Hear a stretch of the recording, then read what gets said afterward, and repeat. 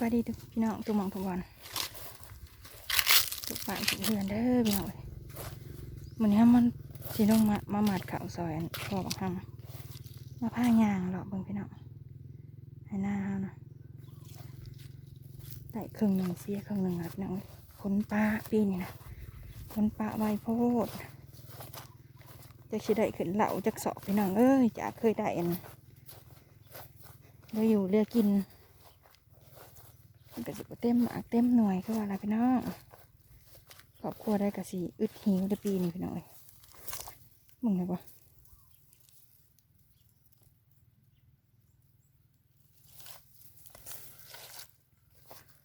อย่างลงมาทางนี้แห่งบ่เป็นตาโอ้จะบ่ได้เกี่ยวเด้อ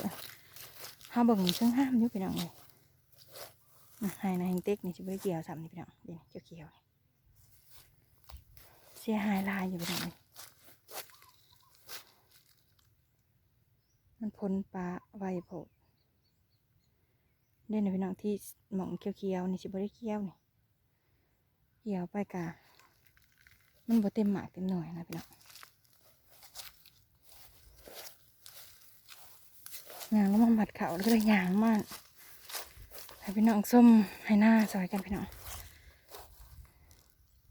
บ่เต็มหมากเต็มหน่วยตายก็ตายเหยาะลงบ่แม่นมันก่อยเด้อพี่น้องเหยาะแดดหัดมันก็ดอกอีดินน่ะเตะจนว่าโปรตีนเปิกหมดแล้วกลัวมันแข็งแดดผลึกพะโลจะสิได้กินจำได้เลยพี่น้องเอ้ยขาวกับปีนี่ก้าวหน้ากับสู่กันต่อไปพี่น้องเอ้ยจะไปหมัดขาวพี่น้องเบิ่งก็ได้ไหมเด้อหมัดขาวกับพี่น้องลองมึงกันดูหมัดขาวครั้งแรกปี2019ปีแห่งปีแรกเขาก็ท่วมมันนั้นบัดป้ากับป้าน่ะพลก็ได้ป้าจนเขาตายชื่อเธอเนาะต่อกันแล้วใช่ได้ไหมตกดีแล้วก็ตกเบิดเดือนตกเบิดเดียวบอกว่าตกลำนะพี่น้องเอ้ยนี่มาซอยหน่อยเด้อพี่น้องซอยมัดเข่าหน่อยเด้อถ้าอยู่ใกล้ก็ได้เก็บแมงมันไปน้ำ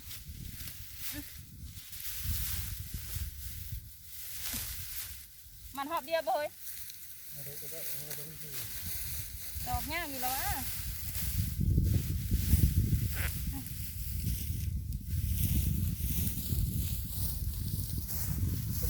นี่เป็นอยู่ด้วยพี่น้อง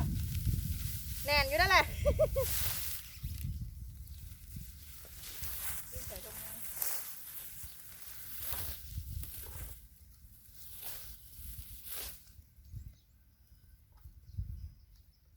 เล่นตอกบาดมือก่อน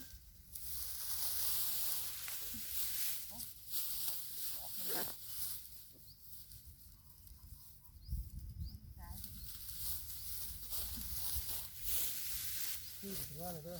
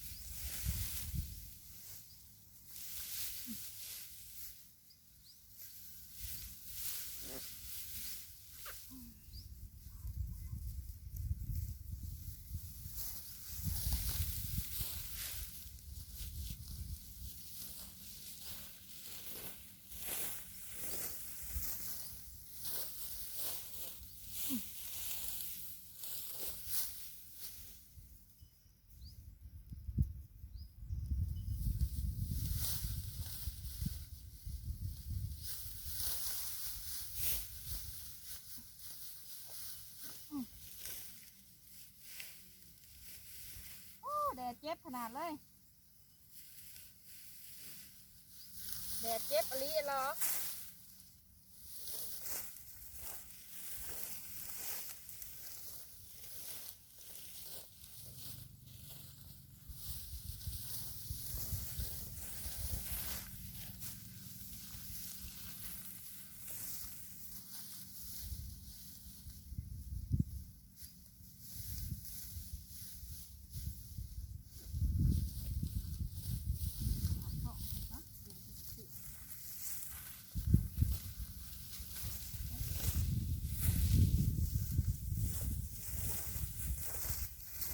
พักต่อคือดิเนาะต่อพับแอบ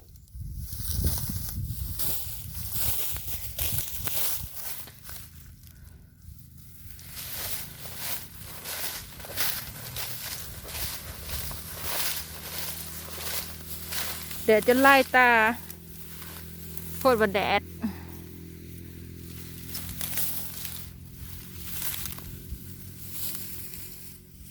กำลังลงครับ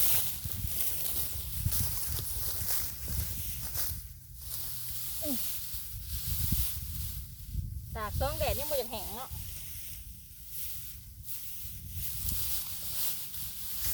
กำนี่คือกำใหญ่เธอออกเดียวเท่านั้นแหละ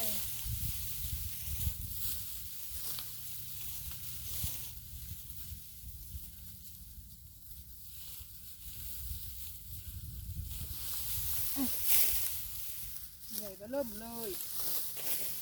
อุ้ยพาคะแนนลายอีลิ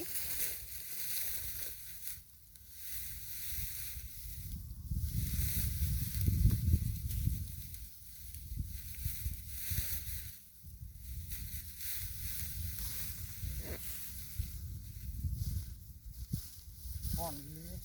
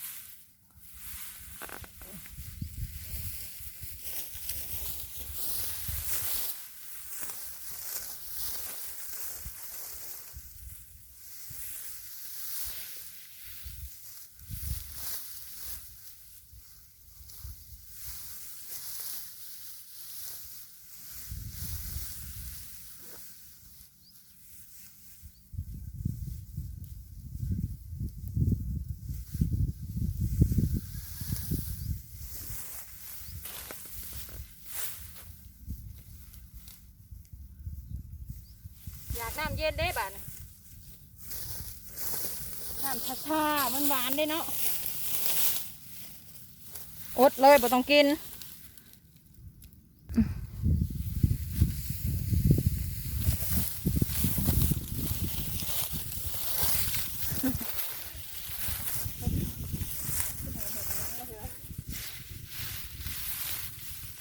นั่นแน่คุณหมกโม่บ่มันจะมีเนื้อนะครับว่าแต่เก่าที่เห็นแต่มันเห็ดอยู่ เนี่ยก็ไปเพ่งของเมียพี่น้องไปได้มาอยู่ใกล้ก็ดอกถ้าอยู่มัน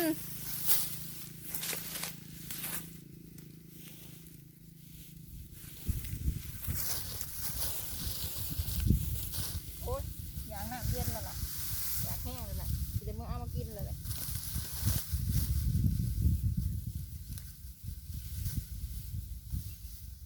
มาเต่ากระซ่าจังหน่อยพี่น้องเลย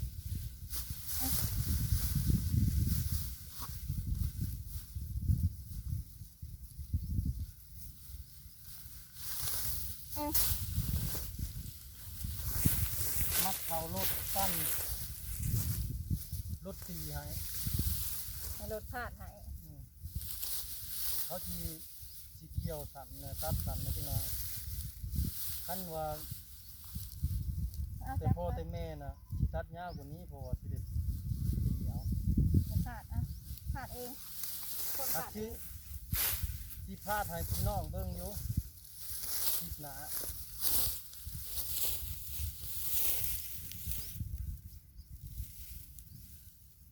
ว่าแต่พ่อแต่แม่เพิ่นเฮ็ดในใดบ่มีรถนะ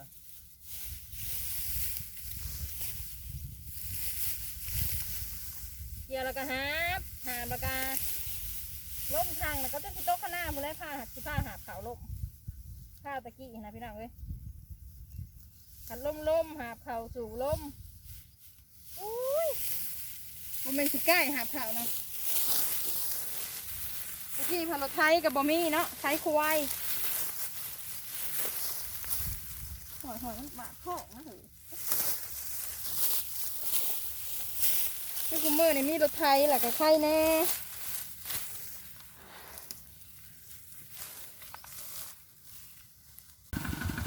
ค้นแล้วพี่น้องบ้านนี่เอาผ่าตั้งห้องรถไทยก็ได้มือสิสั้นนะจักหน่อยพี่น้อง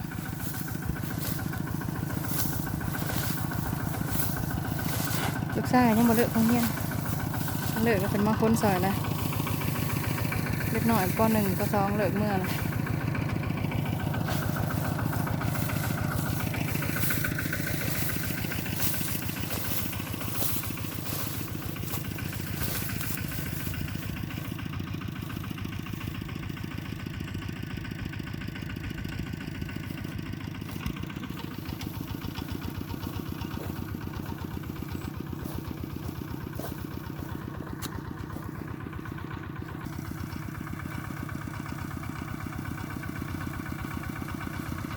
สิได้บืนพันหน้าแล้วรถไทยกันขุดหัวออกไปได้พี่น้องขุดหัวน้ำมักยับออกหัวโม่กันแล้วก็แป้งข้างรถไทยลงมาเป็นบ่อยากให้หาบที่เจ้าบ่ได้หาบแต่หึงๆนั่นเนาะพี่น้องหลายปีแล้วเขาบ่ได้หาบเขาแต่ข้าวเขายังน้อยๆเวลาหาบเขาก็มาเป็นเช้าก็ได้หาบอยู่ก็มาได้รถไทยค่ะวังและนะพี่น้องได้รถไทยกะหมูพาได้พามีกันเลยบืนเอารถไทยกะรถไทยกะราคาแพงเติบมาแล้วเนาะคายงัวคายกล้วยใส่ตะกี้งัวกล้วยบริย่างแล้วอยากมีรถไทยคือหมูนะพี่น้องหน้าหายที่ช่องบ้านนั่นแล้วเต็มรถเลย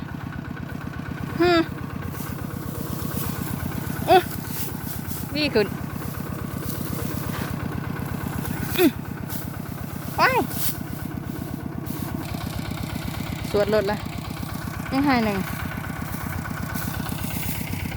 จะเรื่องมากอีกได้เนาะ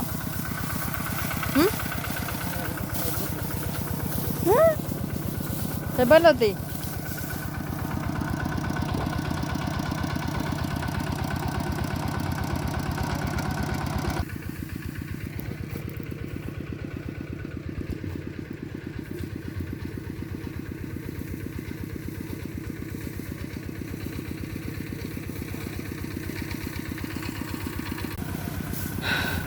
เมื่อยพี่น้อง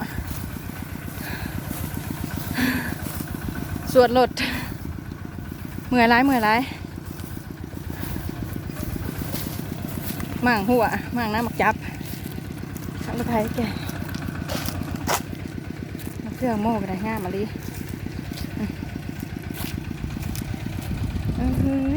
อยากนี่น้องพี่น้องวันนี้ปอดแล้วกันน้องพี่น้องหอดเลย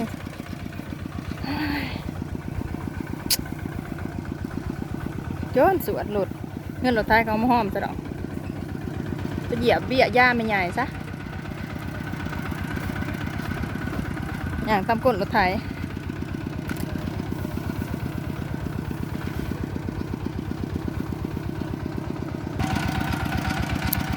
พอนมองข้าทีเลยพี่น้องพอลากกันเลยพี่น้องเด้อพ้นเขาลงตลอดกันเมื่อยแห้งพอจบคลิปเป็นไงพี่น้องเด้อคลิปหน้าพอกันใหม่ฝากกดไลค์กดแชร์กดติดตามนะพี่น้องเด้อขอบใจหลายๆพี่พาได้ขอโทษขออภัยด้วยพี่น้องเด้อคลิปหน้าพอกันใหม่สวัสดี